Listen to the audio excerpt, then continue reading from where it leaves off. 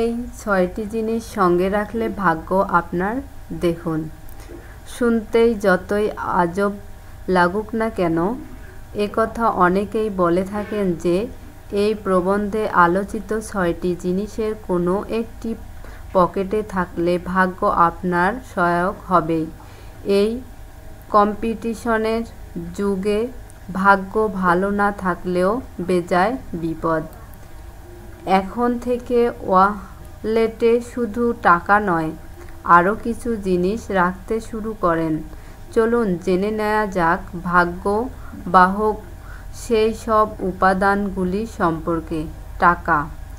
একথা মনে করা হয় যে ওয়ালেটের টাকা রাখলে ভাগ্য আপনার সঙ্গে থাকবে, তাই মানি ব্যাগকে কখনো ফাঁকা রাখবেন না।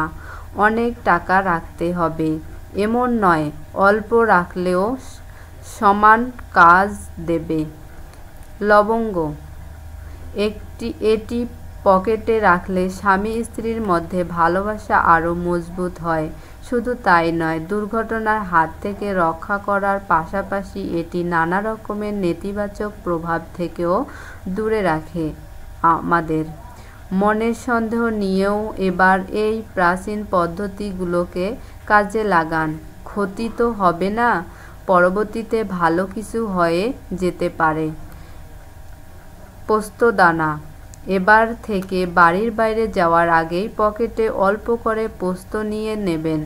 এমনটা বিশ্বাস করে অনেকেই যে এটি পকেটে থাকলে টাকা আসে এবং স্বাস্থ্যও ভালো হয়। ডিম্বাকৃত সাদা পাথর। মন ভালো করার পাশাপাশি জীবনকে খুশিতে ভরিয়ে দিতে চাইলে পকেটে ডিম্বাকৃত সাদা পাথর রাখতে ভুলবেন না। সব ধরনের নেতিবাচক শক্তিকে দূরে ঠেলে দিয়ে জীবনকে সুন্দর করে তুলতে এটি নাকি গুরুত্বপূর্ণ ভূমিকা পালন করে থাকে। আদা।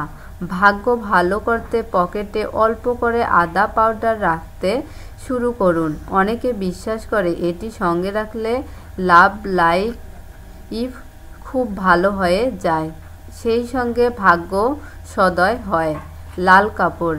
একথা তো নিশ্চয়ই জানেন যে রঙের দ্বারা আমাদের মুডকে নিয়ন্ত্রণ করা যায়।